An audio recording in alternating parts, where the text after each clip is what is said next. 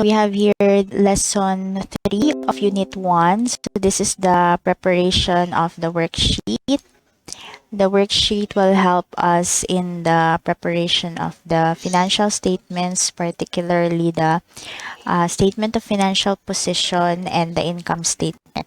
So we already know how to prepare the trial balance. So to be able to prepare this one, we need to have first the journal entries, and then we're going to post them to their ledgers or the T accounts. And then after that, after we obtain the balances, we can now summarize it here in this trial balance, wherein we need to post the corresponding amounts for the accounts for a given account. And then, of course, we need to follow the correct balance based on the ledger. So if it has a debit balance there, then we are going to post it on the debit side. If it has a credit balance, then we need to post it on the credit side. And then afterwards, we're going to determine the totals. So we have here the total for the trial balance. So since it's a trial balance, mag-balance good ang debit and credit. If it turns out nga dili siya mag-balance, then there must be something wrong with our posting or ang ato ang pag-transfer sa amount. So pwede siya nga supposed to be debit siya pero nabutang nato sa credit, or dapat unta credit siya nabutang nato sa debit. Pwede sad nga naatay nalimtan nga account title wala ma-appeal diri.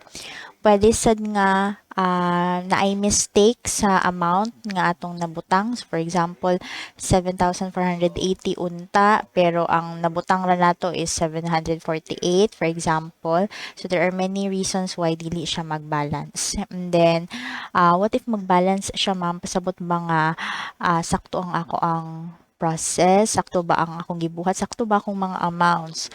So if we're talking about having it balanced, it could be that you were able to perform the necessary steps in transferring the amounts, or in preparing the journal entries, or in preparing the ledger.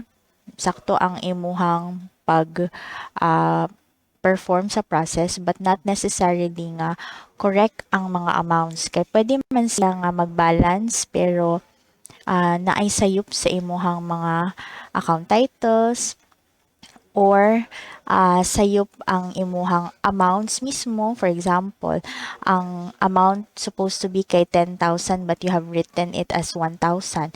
But since your debit is 1,000 and your credit is also 1,000, so walay mugawas nga imbalance adto, kay parehas man ang amount nga imong gi-input pero wrong to siya because supposed to be it's 10,000, di ba? Di siya ma-detect. Ang ingon ana nga error kanang sayop ang pagkabutang mismo sa amount pero parehas ang debit o credit, dili na siya ma-detect aning sa trial balance. Ang ma-detect lang niya pag dili gyud mao ang debit o di pud mao ang credit. So dili siya mo follow dayon automatically nga if you were able to have a balance nga trial balance, it is already correct. We need to make sure that the journal entries itself are correct in terms of the accounts that we have used and the amounts that we have entered. And from that, di ba magama man tag ledger, so if we're able to post it correctly, the transaction, ma-post na to siya sa saktong debit ug saktong credit, makakompute kita og balance and transfer that here in our trial balance. This is still unadjusted kay we're basing the amounts here from the ledger, di ba? From the balances in our ledger. And dili man tanan nga mga amounts there or mga accounts there are the correct gyud dapat nga mag-appear at the end of the year. Kaya diba, if you can recall, there may be some expenses nga wala pa ma-recognize or na ay mga assets nga wala pa na-recognize, liabilities nga wala pa na-recognize, or income nga wala pa ma-recognize. That's why we have prepared the adjustments. Okay, so at the end of the period, we're going to prepare the adjusting entries so we can prepare the adjusted trial balance. So here, so the red items here, these are the adjustment, and then we have the adjustment also for the accounts receivable since there is a need to adjust the service revenue and accounts receivable. So probably this was because there is an unrecorded nga sale of service or unrecorded performance of service. So we already know how to prepare the adjustments, right? So now we will proceed to the preparation of the worksheet. Okay, so in the preparation of the worksheet, you need to place, of course, the heading as always for the type of statement that we're going to make. We need to put the heading, and the heading will start with the company name and of course the name of the statement. So this one is a worksheet, and then you have the date. You can just write it as date lang alone. Then you have here the columns for the worksheet. So these are the required nga columns as a minimum. So we have the trial balance, we have the adjustments, then you have the adjusted trial balance, income statement, then the balance sheet. And of course, you have the debit and credit columns for each. From your trial balance, the one that is unadjusted, you're going to post all the amounts there and the account titles, and then we have the adjustments here. So i-post sad na siya. So we have here the adjustments. Of course, mag-balance dapat na sila. And then we have the adjusted trial balance. Okay, remember how we are going to extend the amounts. So, diba, for example, if it is cash and it has a debit balance, you check if the adjustment column has a debit or credit there. If the amount in the trial balance is debit and the adjustment is debit, then you're going to add that one since cash is an asset, the normal balance is debit. So for example, here we have accounts receivable of 3,400 pesos. Since adjustment is debit, so diba, if same balance, we're going to add them up. So you have 3,400 plus 300, so that's 3,700. Next, you have the service supplies. That's debit balance, but the adjustment is credit. So that's opposite of the normal balance of service supplies. So what are we going to do? So since they have opposite balance, we're going to deduct. So 1,500 minus 900 is equivalent to 600. Then you follow the same with all those balances nga debit. Okay, so same process. Pag i-debit nimo siya, nya debit yan normal balance, ma-add. O nya i-credit nimo sa adjustment, pero debit yan normal balance, so deduct. Now we proceed to the accounts which has a credit balance. So for example, accounts payable. Since wala siya adjustment, so wala problem. So just extend the amount directly. The same with the loans and the capital. Then also drawings, this is normal balance, so just place it under debit column. So remember, if wala siya adjustment, so just follow the normal balance nga naa sa trial balance. So debit man siya, so copy ra pod debit. Next, we have rent expense, salaries, taxes, or no adjustment. So just extend that to the debit column, both of them. Then we have adjustments. Okay, so this one, since wala man sila existing transaction here, so automatic, you just transfer it on the same side or same balance kung unsa iyahang postan here diri sa adjustments nga column. Okay, so this is our partially completed worksheet until the adjusted trial balance. Okay, now we will complete the worksheet.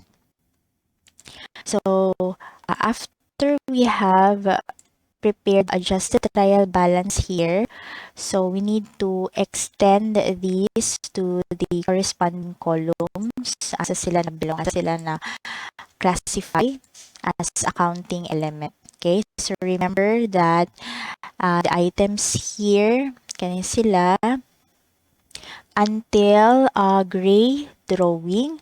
These are items that fall under the balance sheet. Okay? So, anin ta manukad, anin na ta magtanaw. Diri na dapit sa kaninga side. So, ani na ta magtanaw sa adjusted trial balance. So, we will start from the adjusted trial balance and then never mind na the trial balance here and the adjustments. So, these are the items we're going to extend there. So, just copy. And then, kung sa Excel pa, copy-paste na siya. So, just copy until the drawing. Okay? Drawing. Next is, you have the service revenue. All of these items here, these fall under the income statement. So, kaning mga service revenue, kani sila, tanan, ani. So, ana siya sa income statement. So, just copy. So again, you follow the not normal balance, the balance here kung asa siya nga column na butang. And then for the adjustments, you need to identify if this is income statement item or not. So since this is an expense, so this is income statement. This is a payable, so this is under balance sheet. This is an expense, so this is under income statement. This is an expense, income statement, and accumulate depreciation, you have balance sheet. So therefore, it's important that you know where to classify the accounts. After that, we obtain the balance for the debit and the credit column, debit and credit column. So don't be surprised if the debit column and the credit column are not balanced, because the balancing figure will determine the if there is an income or if there is a loss. So for this one, our income statement column shows that the credit is 9,850 and the debit column is 8,760. So therefore, dili sila parehas. They're not the same balance. So just copy the one with the higher balance. So the higher balance here between the two is 9,850. So copy and then copy also here. And the side, kung asa kulang para mahimong 9,850, you fill it in with the difference. So the difference is 1,060. And the next thing you're going to do is to determine if it is net income or net loss. And how would you know if it is net income or net loss? Net income, there's a net income if your credit side aning income statement is greater, mas dako, greater than the left side. The credit side is greater than the debit side. So why? Because the credit side here represents the income, the revenue, sales revenue ba na siya, service revenue. And the left side corresponds to all the expenses. So, since we're talking about if it's net income or net loss, net income siya pag naatay ginansya. So, naabay ginansya kung mas dako ang atong income kumpara sa ato ang expenses. The answer is yes. So, therefore, it is a net income. And then the same thing you're going to do in the balance sheet column. So you sum up the debit and the credit column, and you can observe nga mas dako ang debit side kumpara sa credit side. Would that be the case always, ma'am? So most likely than not, that should be the case. Kung diri sa income statement column is mas dako ang right side kaysa left side, automatic yun na siya nga sa balance sheet, mas dako na pud ang left side or the debit side kumpara sa credit side or sa right side. Dili siya pwede nga parihas sila nga for example, ang credit side diri ang mas dako nya diri pud credit side. So there must be something wrong either on your balance sheet or on your income statement nga columns. The next thing you're going to do the same with the income statement column, di ba? You're going to copy the balance nga mas dako sa duha. So since mas dako maning 37,780, you copy here and you copy also sa right. Okay? And of course, although parehas sila balance sa ubos, sa ibabaw kay di man sila parehas. Kulang pa ang isa nila to make it 37,780. And the balancing figure is on the credit side. So the credit side would have a balancing figure of 1,060. And then if you're going to ask ma'am, dapat ba jud parehas ni nga balance o kani pud nga balance? The answer would be yes. Dapat parehas jud na sila og balance. If it is not, then again, there must be something wrong with your totals here or pwede sad nga nasayop ka og transfer sa mga amounts mo nang wala siya mag-balance or ang amount mismo sayop ang pagkamutang nimo. Okay? And then, always remember sad that if on the income statement na siya sa debit side, ang iyang balancing figure, dapat sa balance sheet na siya sa credit side. So, dili pwede nga parehas sila nga debit. Like, kani siya debit diri niya, debit po diri, dili. So, na-adjure sayop sa imuhang worksheet. Okay, so another question, the same with the question earlier, if mag-balance ba ma'am or parehas ang amounts diri, sakto bang ako ang gibuhat? Sakto ba akong worksheet? Sakto ba akong net income? The answer would be yes and a no. Yes, because kung mag-balance man jud siya and then sakto jud pud imong amount, meaning correct imong answer. Kung sakto imong gibuhat kay mag-balance man jud na sila, samot na og sakto imong mga amounts ug sakto imong mga accounts. Of course, sakto jud ka. Pero not at all times nga kung mag-balance siya, automatic is correct gid imuhang net income, correct gid imuhang totals because again as I have explained earlier, if sakto man sa dimong gibuhat diri, unya what if diri ka nasayop instead of 300 imo nabutang kay 400. So kintahi ka ni 4. Unya kanip siya 4. And of course, i-add mo na nimo diri 3, 4 plus 4, 3, 8. Nya kani siya. Tay 4 ni siya. 9, 550 plus 400 is 9, 9, 50. Mag-balance gyapon na siya diri. Diba? Kay parehas man sila nga 400 unless kung isa 300 niya, isa 400. So, masakpan na nimo diri nga dili sila mag-balance. Pero kung same amount lang gihapon nimong gibutang, parehas yun na sila balance diri. Inig-extend sad nimo diri nga mga columns, they're also balanced. So, you cannot detect directly what was wrong by simply looking at the balance kung nag-balance ba sila or wala. So, ang dapat yung buhaton is you need to be careful with your journal entries. Mao dyan ay pinakasinugdanan kay once sa journal entries palandaan you had mistakes, automatic na siya without doubt. Wrong dayon imuhang trial balance, wrong po di mo adjusted trial balance o marong na pod either the income statement or the balance sheet or both. Okay? Marong ginatanan pag magsugodaan sa journal entries nga sayop. Of course, sayop pod imuhang ledger. What if sakto akong diri ma'am trial balance ani ko na sayop? Ani na sad manukad imuhang mga errors from the adjusted trial balance down to your income statement or balance sheet or both.